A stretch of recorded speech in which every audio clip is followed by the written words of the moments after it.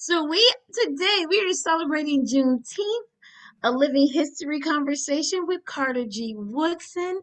This presentation today will be done by our very own W.T. Johnson. W.T. is a well-known storyteller, living historian, and public speaker in his community.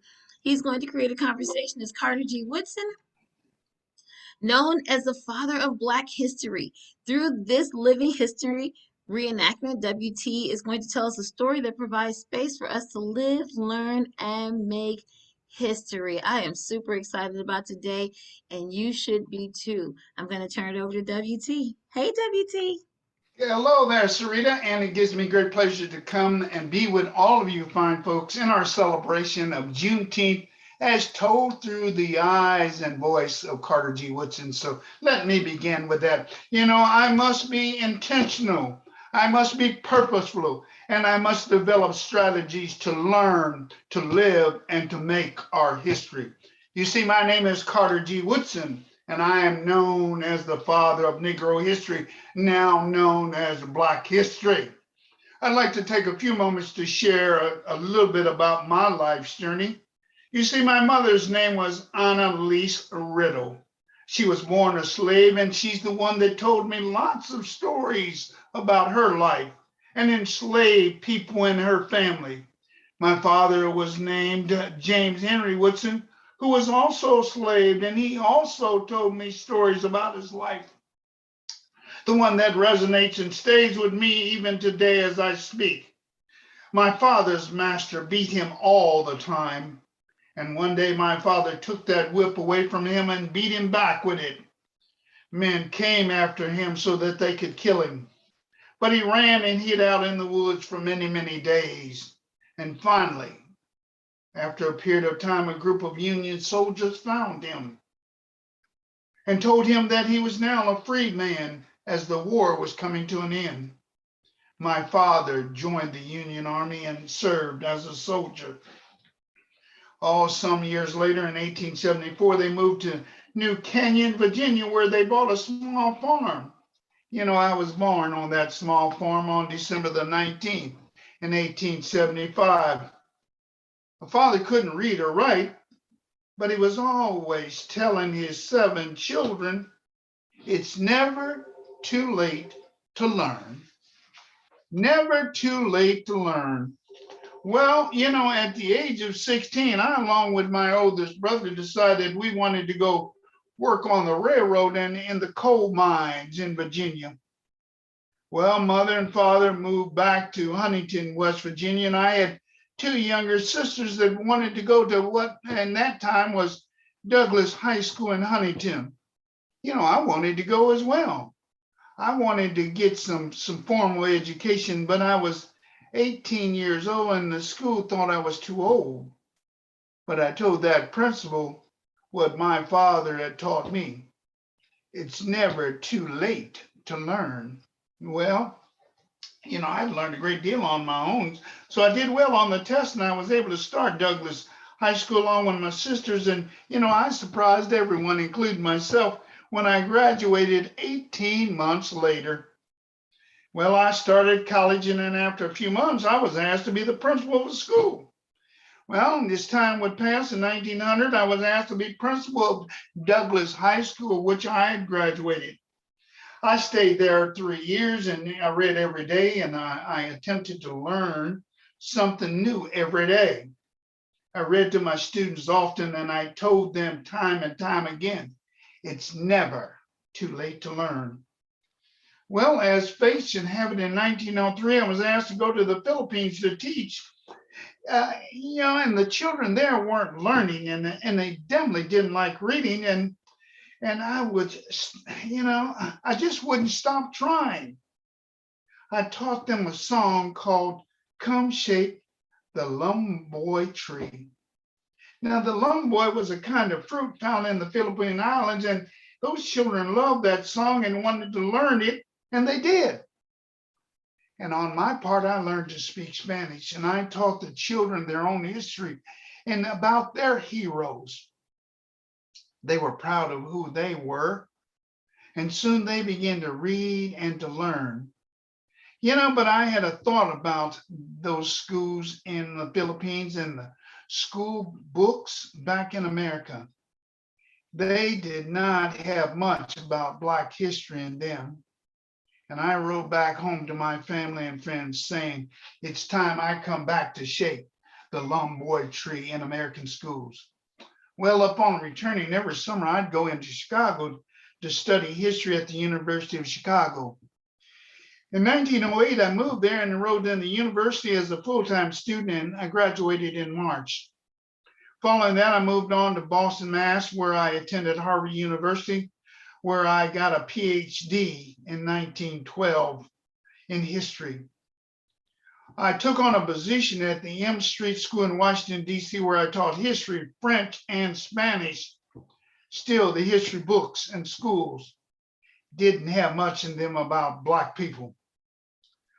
My thoughts were, we must teach ourselves so I can start teaching Black history. So I started teaching Black history at my school. Well, as time went on, in 1914, I became a member of the American Negro Academy. The Academy founded and saved African-American writings. We wanted to show Black people had done many important things in history. So in 1915, I started the Association for the Study of Negro Life and History. If no one else will teach us, we will teach ourselves about ourselves, I wrote. Our school children didn't know about important things that Black people have done. And I had ideas that would help people learn about Black history. Two of my heroes were Frederick Douglass and Abraham Lincoln. Both were born in February. So in February of 1926, I planned the first Negro History Week program. It was the start of what is now known as Black History Month. I stopped teaching to run the association full time. I never married, lived above the association office in a small apartment. I loved wearing nice clothes and was a neat person. I was always busy, but was hardly ever late. And so let me share with you in the few moments that I have a history lesson about Juneteenth. You see, Juneteenth is the longest standing celebration of emancipation. Juneteenth is the celebration of freedom of the last enslaved people in the United States. This event took place June 19th, 1865 in Galveston, Texas, approximately 2 months after the end of the Civil War. General Gordon Granger entered Galveston and announced to the enslaved people that the war was over. Perhaps the reason for the delay could have been that those people that benefited from enslaved people were affected. And secondly, there were no form of modern or effective communication. As we speak today, Juneteenth is celebrated in many communities for several reasons. Number one, it commemorates the resilience of Black people. Secondly, it holds in remembrance of Black people perseverance during the brutality of slavery. And thirdly, it is a final reminder that Black people continue to fight and resist white superiority. Today, we use the term enslaved people instead of slaves because this gives the people held in captivity the humanity and dignity that they deserve. No one is simply a slave. They are humans first and foremost. Well, in 1866, the first Juneteenth celebration took place in Texas. Frederick Douglass, which I recognize and honor as one of my heroes, he saw the importance of celebrating the freedom of enslaved people. In fact, in one of his speeches on the 4th of July or Independence Day, he stated, "This 4th of July is yours, not mine. You may rejoice while I must mourn. I mourn because Black people still were not free in the United States. Well, Juneteenth celebration settled down for a while in the 40s because the celebration was not always passed down. And many Blacks, as well as other races, did not know about Juneteenth. Juneteenth made a comeback when Texas made it a holiday in 1979, almost 113 years after the first one. People today are working to make it a national holiday. Enslaved people, when they first obtained their freedom, used the colors red, black, and green to represent that freedom. Red for the blood that had been shed, black for the color of their skin, and green for the land that they stood free upon. Today, the Juneteenth flag is red, white, and blue, just like the United States flag. These colors were chosen to show that enslaved people and their descendants were Americans. The middle features in the flag is a single bursting star. The flag, the star, representing Texas as well as all the states. The bursting symbolizes new freedom. It bursts across the line, and that is seen as the horizon, where there are new opportunities in the future for Black people. Oh, many people are not aware of Juneteenth. It's not in the history books, but progress is being made, and this includes learning and celebrating the constant resilience and perseverance of Black Americans. We must learn, live it, and make it if we are to continue on. And so I share with you my brief story about my life and those that taught and told me about our history. As I journeyed through schools, there was very little known. And so I made it a obligation and a commitment to myself and to others that if no one would teach us, then we had to teach ourselves. And so I am going to open up our shared screen with some questions that certainly I would like for you to reflect on. And feel free to unmute yourself or raise your hand or signal to Sarita that you may want to reply. And so our first question that I would like for you to think on is, what did your parents teach or tell you about African-American history and or Juneteenth? And so I'm going to step back and I'd love to hear, as I, Carter G., learned from my parents a little bit of the history from my parents. I'd like to hear how you learned about African-American history or Juneteenth from your parents. Sarita, I see Melissa says nothing. You have a couple of people saying nothing. And I'll tell you how I learned about Juneteenth. Thank God for Blackish.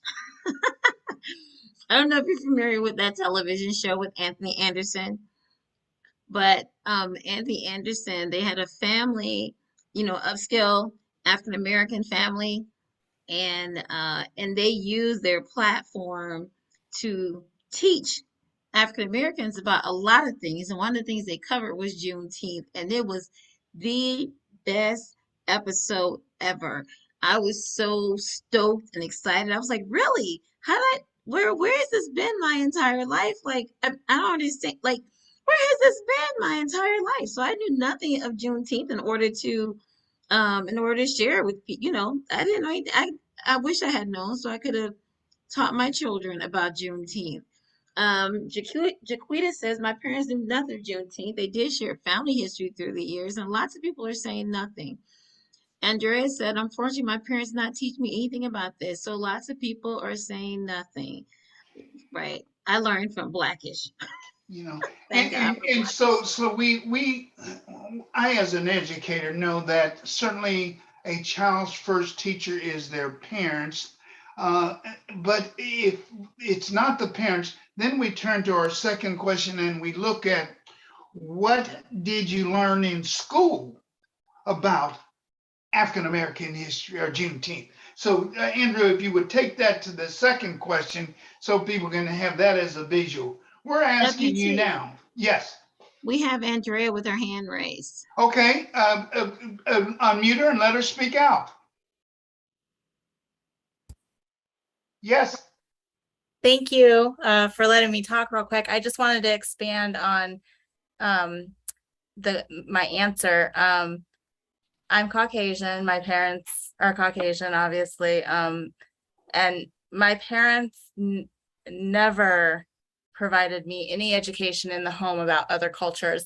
And I've always been very curious about other cultures and how other people's experiences have shaped their lives, like my experiences have shaped my life. And I think that that's really what got me into the realm of social work and helping other people. And it's just been something that I have really taken on myself to educate myself on other people's experiences and connecting those experiences to their lived experience. Does that make sense? It does. And it does. I've kind of, I think, been an ambassador of sharing with my children cultural perspectives of other people, because I want them to have that knowledge as they grow. And I hope that they have the same curious nature to be able to connect other people's experiences as they shape their own experiences. I hope that makes sense. It certainly makes sense, and it says a lot in regards to where we are at in regards to our question. What did your parents teach or tell you about African American history and or Juneteenth? And again, it resonates around that. I, as Carter G. Woodson, my family told me about their life's journey and their struggles and things. My father being educated, but he never said you're never too old to learn. And so we bring that into the perspective as well. So I believe, Andrew, we had another hand raised up for the second question. And WT, unless, can I read some of the comments? yes, please. Okay, let's see. Alicia said, my papa taught me that Juneteenth was a celebration of our people becoming free with the Emancipation Proclamation. It actually caused me to get sent to the VP's office in second grade because I argued with my teacher about when Independence Day actually should be. Amani says, I'm the daughter of a Black Panther. Woo, what did we learn about our people? My parents had a non-traditional African wedding in 1972. I've always been taught about our history. Juneteenth, and I was celebrating Kwanzaa before it was popular. Chanel says she wished she had known about it. Leela said my parents told me about it. And my dad read the book about it as well. I plan on reading about it. Wow, cool. And then the Ms. Williams, I'm sure I'm saying your name wrong. I'm sorry. I grew up learning about Black history, and I teach my children about Black history all year long. All right, so we can thank you guys, and then we can keep moving. And so, Andrew, we want to pick up on that second question. Sarita, I think is it Alyssa?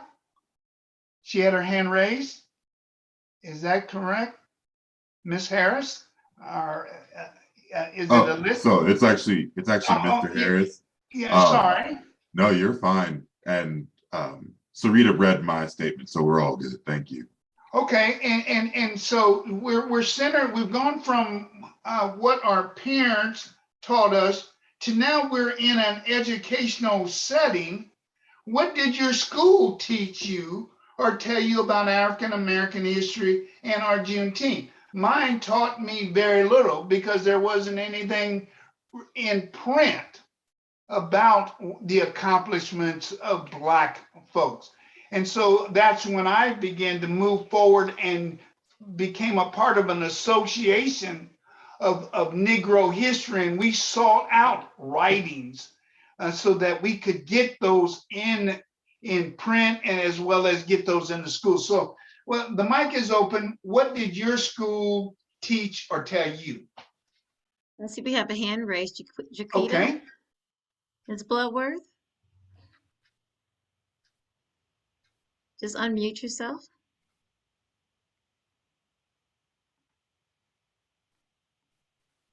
Jaquita, Ms. Bloodworth.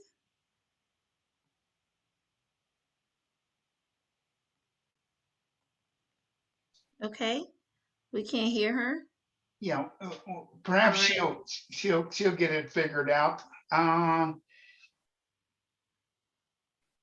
Sandra's, do you see Sandra's mark there, Yes, Sarita? I do. And Jaquita says she's trying to unmute, so we'll give her a second. Let us know when it works for you, Jaquita. And then Sandra said, only person you hear about is Martin Luther King. He was the only person that was ever talked about. Yeah, Sandra, I agree. I told them earlier that I only learned about him and Garrett A. Morgan because, you know, and don't forget the peanut guy, George Washington Carver. Knew about him too. Okay, all right, Jaquita, you look unmuted here. Go Okay, ahead. can you guys hear me? Yes. Okay, thank you. Sorry for taking that time up. I was actually bused in the mid-70s to a predominantly affluent high school, predominantly white. And so history and particularly Black history was a challenge in every discussion in our history and literature courses, because I was engaged daily with what I call pre-Trumpsters. I promise you they're Trumpsters now. I promise you they are. So the discussions were very careful around African-American history. And they never heard of Juneteenth. I'm certain. I'm definitely certain. So I was fortunate that my family, like I said, passed on what they could. But man, those discussions were very, very conservative. And now I'm just glad that I know better. Thank you, Jaquita. Mhm. Thank you. Yeah, that's real. I see Andrea, she has something in the chat. All right, let's see. She said, my school experience was minimal until college. During my K-12, it was centered only on slave trade and economic systems centered around slavery. Of course, they included marginal discussions of civil rights activism, but it was very limited. In college, I was able to take courses on African American literature and cultural history, so that was much more enriching.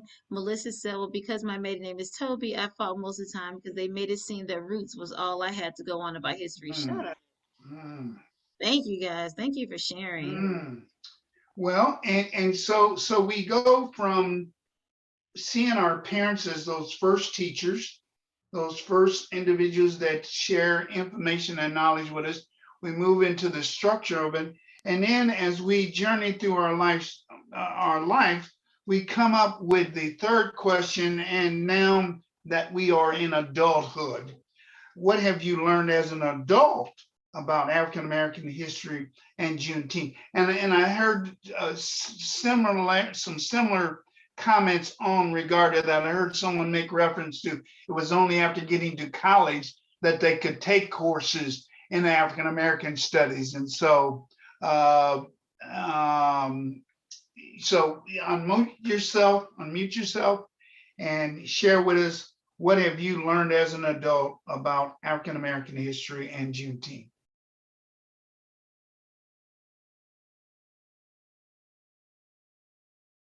And of course, if you'd like to raise your hand, you can do that too, and we'll bring you on. And Andrea, you can totally come on, and you don't have to keep putting it in the chat if you want.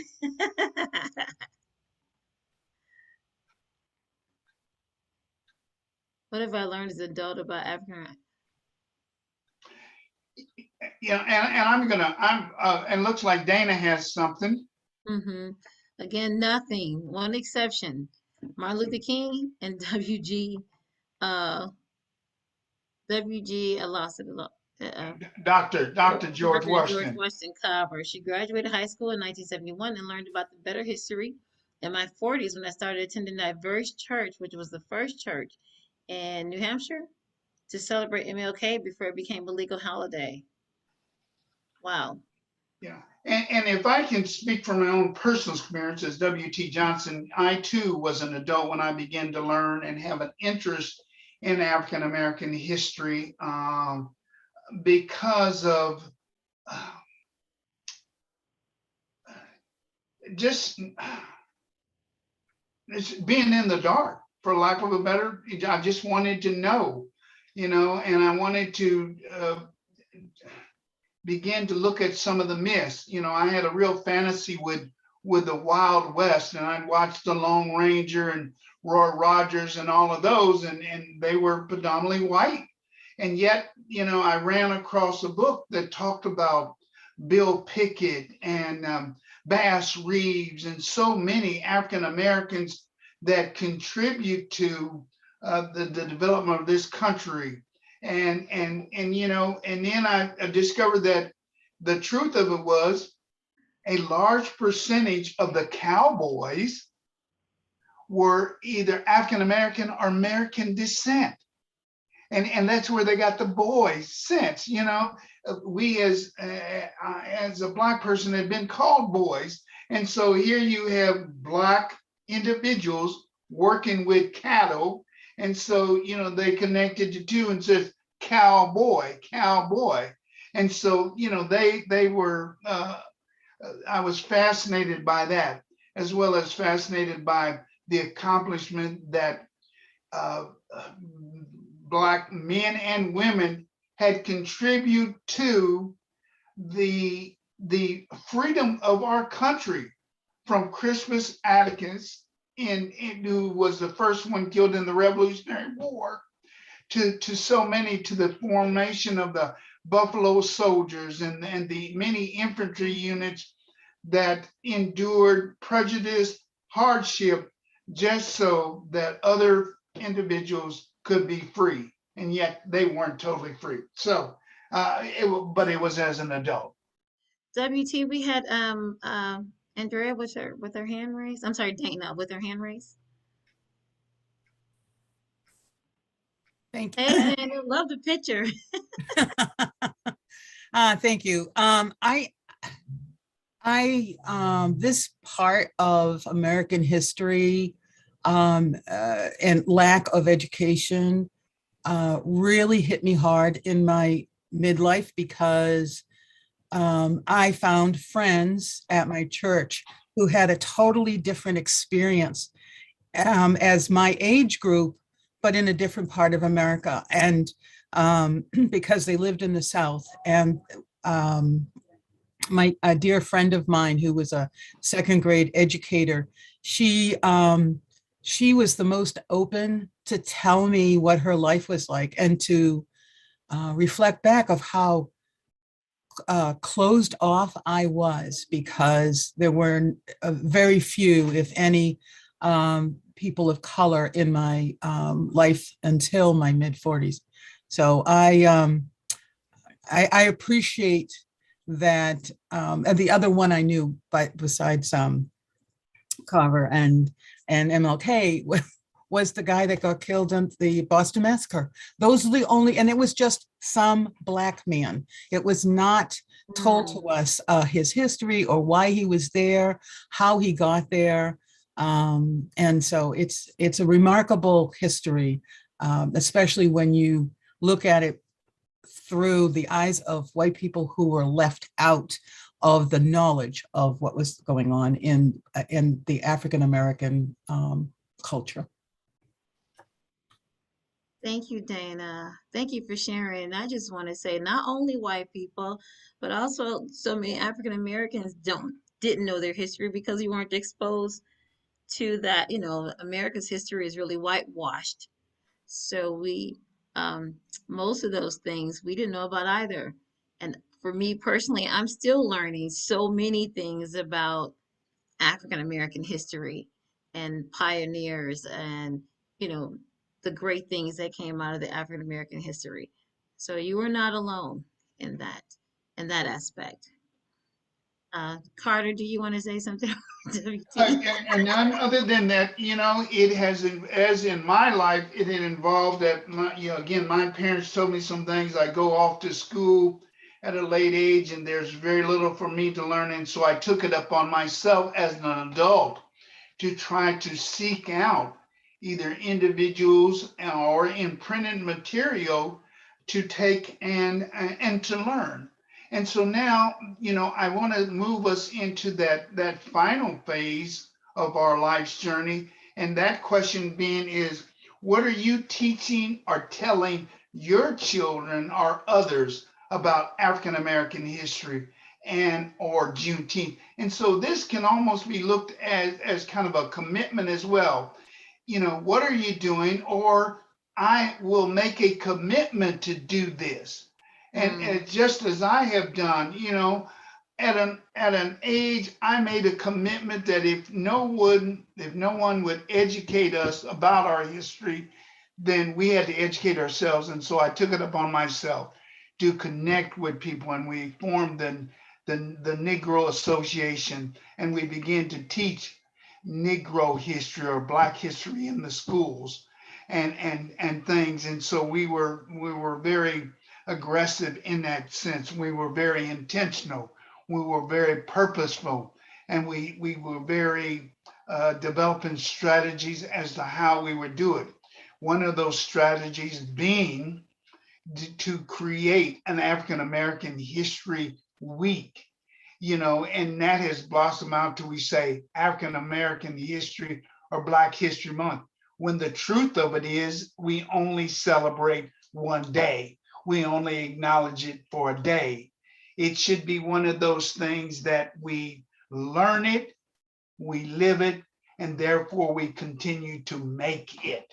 So it's not just pigeonhole in, oh, today I think I'm going to go out and learn African American history. I think I'm going to go out and learn Native American history.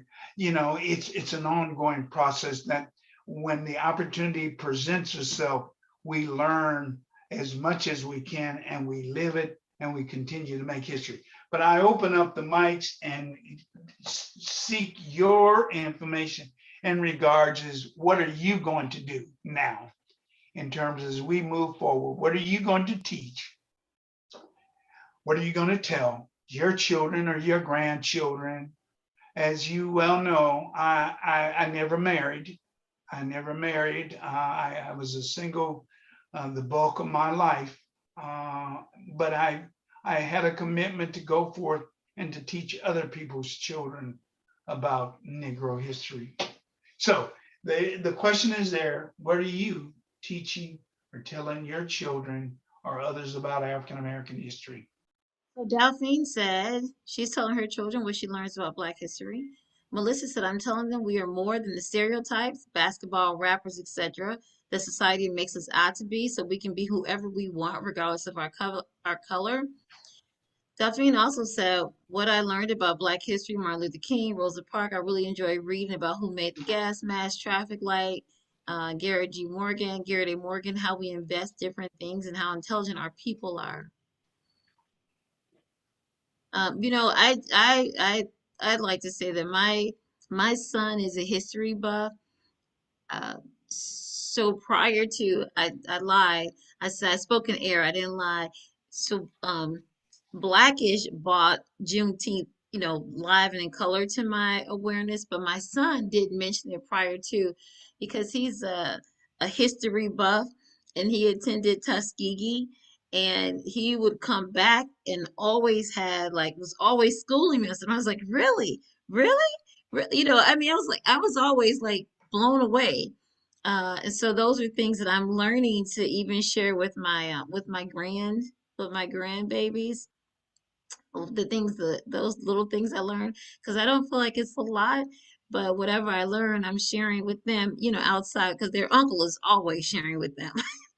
So most of the time we don't usually get a chance to, because he's already beat us to the punch, which is good. But yeah, but I'm ready to communicate with people to the best of my ability, what the things that I learn. Any other thoughts? Anybody else want to weigh into this question? Dana said, I invite my grandkids to my justice work so they are not living in an all-white world. I think TV and movies reflecting Black history is good education too. Nothing like true stories that look made up. Thank you, Dana. And Sarita, on a personal note, and that's how I come to this setting, telling the story of Carter G. Woodson. Many, many years back, I felt the need to help educate our children. As a former educator myself, I noticed that children weren't reading at that time or reading as much. And so I figured that if I could take a person's life and tell it in the first person sense, it might hook them. Because you and I both know that kids are fascinated by TV and by movies because it's fast moving. The only thing in a book that moves fast are the pages, and that's if they caught up in a fan blowing through the pages. And so, so I that became a quest of mine, and so I jumped out and I did that, and I've become fascinated with it, and I end, as I certainly will end this presentation at some point in time, say, if you want to learn more, you go to your local library and you look into African American history, you look into Juneteenth, you look into any of the others that have contributed to the success of our country, and you fill in the missing pages of our history book. Just as stories and books, all of them begin with the spoken word, we must continue to do that. The commitment that I make is that I will continue to tell my children about my life's journey, their ancestors' life's journey, and guide them to read and to have discussions about those kinds of things. And then, hopefully we will live in a world that our history, our country's history, is not just skewed one way, but by many ways. Many different people contribute to our success. So we have two comments. We have Andrew, who said, instead of just teaching my children one set narrative, I really want to give them the tools to analyzing historical data, narratives, and documents. I want them to have the tools to explore history on their own terms, and they have a unique relationship with the past and their culture as well as the culture of others. And then Kim said her 10-year-old son is on summer vacation, but wanted to watch today because of his interest in learning about history. Thank you, Andrew, and thank you, Kim, and we're excited. Hey, 10-year-old son, we're excited that you joined us for today's webinar. So all of this is to say that, Carter G. Woodson grew up in a time where his mother and his father certainly could not read or write. Mother had limited things, but empowered him to say, it's never too late to learn. And that says to us, whether we're 25, whether we're 10, or we're 95, or in my case, a little in between, it's never too late to learn. And it is through learning that you empower yourself, I empower myself, and I empower others. And so I am delighted to share with you my skill, my ability to take a person's life's journey and tell it from the first person's perspective, and to have you to share from your own experiences how this topic and this conversation resonates with you. And so we will be here. You certainly have the opportunity to respond to any of the questions that we have posed, or perhaps there's a question that you would like to ask. So if there's a question that you'd like to ask, I saw someone commented and that wasn't quite sure about, yes, Black men or boys were some of the first cowboys to do that, and set the standard. Bill Pickett was an outstanding cowboy that got his claim to fame by jumping off the back of a horse and grabbing a steer and throwing it to the ground. As if that wasn't enough, he would throw up his hands and bite the steer on its nose, just for the joy of it. But behind the scenes, he rode the trails, he endured the weather in spite of the hardships that was put on him by the non-Black communities in which he operated in. So if any of you have any questions, certainly we have a panel of experts, that being you, that can respond to it. So WT, I just have a comment. I don't have a question, I have a comment. I feel like this is a post. You just talking about black cowboys. I feel like this is like a social media post that says, "How old were you when you learned that there were black cowboys?" I feel like today years old. That's what I would say. Like today years old. Not today, but just I mean, just maybe 5 or 10 years ago, I learned there were black cowboys, and I was blown away. Like, what the heck? Because like everything else, all of our history is whitewashed. And so I was like, there, so what really? And you giving that sort of insight to where the term cowboys came from? Like, what the heck? Like, I, that floors me. I feel like somebody said there were black cowboys first. Yes, Lilia, that's what I know. I'm just, okay, wait. Melissa said, as a kid, our insurance man used to come to the house to get paid for our policy, but he used to bring me the yearly calendar that was sparked my interest by many unknown African Americans. I wish this generation had the opportunity. And then Leland says, yes, they were black. That's what I'm saying. That would be, how old were you? I was today years old, or not today years old, but old enough to should have known about this a long time ago. if you're asking me how old I was probably beyond 40 when I learned that there were black cowboys. Now, I have done some cowboying in my day, and so, that's how my interest broadened. But yeah, they've been around for a long time. Yeah, Andrew said creates an interesting conversation of how much Hollywood newspapers and publishers have worked to Mhm. create an image of the cowboy who was white. Yes. Jeez Louise. I'm like, wow, now I just want to know, now I want to see some more black cowboys. WT, when were you a black cowboy? Please share. For you guys don't know, this is a treat to have WT on here because WT, I trained him, and in the training, he's like, I'm going to be Santa Claus. He does everything, everything, any kind of actor character you want to do. But he's had a wonderful, full life. So of everything. So Yeah, funny. I've been blessed to have done a few things, and this was back in the day when I was living in Atlanta. Had gotten into the little bit of history of black cowboys, and so hooked up with a group of cowboys that came out of North Carolina, South Carolina, Virginia, Kentucky, and all of those, and we were just amateurs. The crazy of the bunch would be those that rode bulls.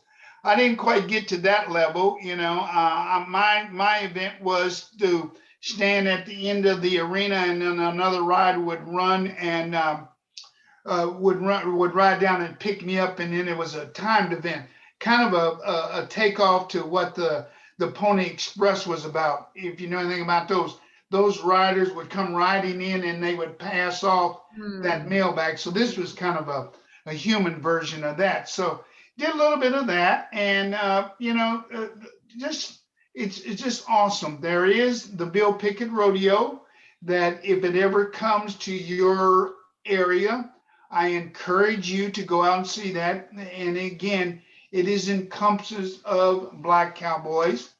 A promotional Al Roker just recently did a documentary on black cowboys. And so there is a renewed interest in it. because of, again, what you see on TV. There have been some most recent movies that have highlighted black cowboys. I can't think of the name of them, but that has been a part of it. So it's Hollywood now has again rewritten the scripts. They are going back to using some of the original characters now in their thing. So all in all, it's been good. But not only there are black scientists. Sarita made reference to the gentleman that was involved with the railroad that invented, I don't know, the automatic oil feeder on locomotives, and we know about George Washington Carver. There's the Tuskegee Airmen. There's just any arena that is in existence. There has been some black folks involvement in it. So So Mr. Harris said, Mr. Harris, so is that like Elisha from the biblical? I was like, oh, okay. So Mr. Harris said Compton actually has a huge black boy organization. Compton, no less. Okay. And Amani said a lot of our images were whitewashed. Betty Boop was actually modeled after a black woman. Yes. Um, that's what it is. The harder they fall. I was about to say that, Mr. Harris. Yes, the Black Cowboy movie that came out last year, that was such a good one. They were urban cowboys. Yes, right? I think, is that the one I'm thinking of? Is that the one who starred Idris Elba? So I'll watch anything that Idris Elba is in. Okay. And then yes, Jay Baker. Let's see. We have um, Mr. Harris said the successor to Elijah. Yes. Oh, okay. All right. Oh, I love that. My grandfather was Elijah, and I'm Elisha. Yes, I know what you're saying. Okay. I was like, oh, I get it. Okay, I get it. All right. Amen for Jesus. Okay. Thank you guys for sharing. Thank you for being a part of this. This was fantastic. I hope you guys enjoyed it as much as I did. Andrew is putting the poll up. Please take a moment to do the poll and let me finish. Let's see what other people had to say. Rita said, WT, I applaud you for the encouragement to speak the word and your leadership. I read that the black men were called cowboys, the white men were called cattlemen. Oh, look at that. Amani said we had a president of African descent before President Obama. Dwight Eisenhower's mother was mulatto. Shut up. And who is this said? Oh, Lilia said this is where the term the real McCoy comes from. Okay. Kim said, my life's been shaped by my parents showing me that we can do and be anything because we are models for our children. The more we know about our own history, the better we are in position to encourage our children. This has been fantastic. Thank you. This has been fantastic, as I knew it would. Thank you, Carter G. Woodson, W.T. Johnson, for doing way beyond justice for this webinar today that highlights Juneteenth and the father of Black history. I appreciate it. It seems like our guests appreciate it. Do me a favor, guys. You guys know that we always like to amplify things that are happening. You're on top of it, Andrea. Thank you. Hashtag amplify historical accuracy. Yes. What else will you get amplify today? I'm going to amplify Juneteenth. And then what else do you amplify? Drop your amplify in the chat for us. Amplify, remove the whitewash. Okay, Andrew. All right, I see you.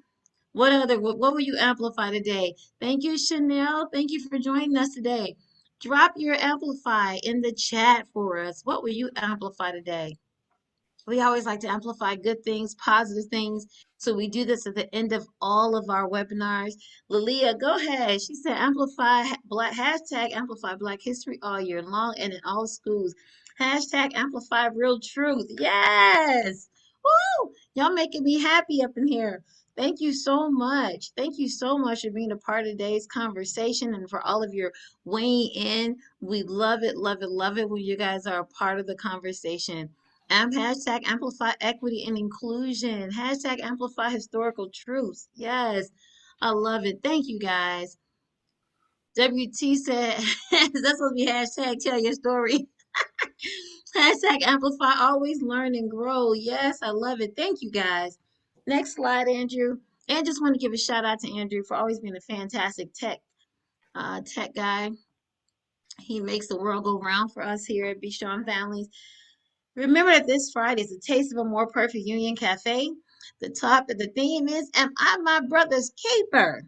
Yes, you are. Show up. Friday, June 17th from 12 to 1:30 p.m. led by our National Parent Cafe leadership team. That leadership team consists of parent leaders from all over the country who help to host these cafes for us every Friday. And so thank you. You can scan the QR code, use your camera, scan the QR code, and you can register for this Friday's this Friday's Taste of Cafe. Next slide. Be strong families. Guys, it is the end of the year. It's time to stock up now. You have leftover funds, remaining funds. Go ahead and stock up on all your stuff so you are ready for the new fiscal year. Your cafe supplies, your games, your gifts, all of that. So if you got money left over, you want to stock up on your supplies. This is a great time to do it. Use your camera, scan the QR code, and it'll take you straight to our shop page. Next slide. Remember that we are meeting every Monday and Wednesday for this webinar. It's in English, and then Tuesday and Thursday in Spanish. But guys, listen up. Next Monday, June 20th, we will not have a webinar because Be Strong Families is off. We are in honor of Juneteenth. Yay! So excited. So make sure that you get you some red soda. Make sure that you get you some red velvet cake, right, WT? What else is supposed to be with Juneteenth? It's a red It's a soda. celebration, and just kind of make sure that you spend time with your family, talking about your family and the accomplishments and the success and that they have made to this country in which we live in. Bottom line, and none of us were enslaved minded. We were all American minded, and this is Yes. our country as well as anyone else's. Yes. Thank you guys. All right, next slide, Andrew. And don't forget to like and subscribe to our YouTube page. These amplifies. Join our YouTube community. Use the QR code and follow us on YouTube. Help us get to 400 subscribers. We're not far. So share it, share it, share it. We love you for joining us every Monday and Wednesday every week. And yeah, keep it going, okay? Thank you guys. Thank you, WT. Thank you for a fantastic webinar today. We absolutely love you at Be Strong Families, and we're so glad you're a part of our family, WT. Thank you for sharing the gift of you with us today. My It's pleasure. appreciated. My pleasure. And to all of you, I wish you a very productive and an enjoyable week wherever you are. Stay safe and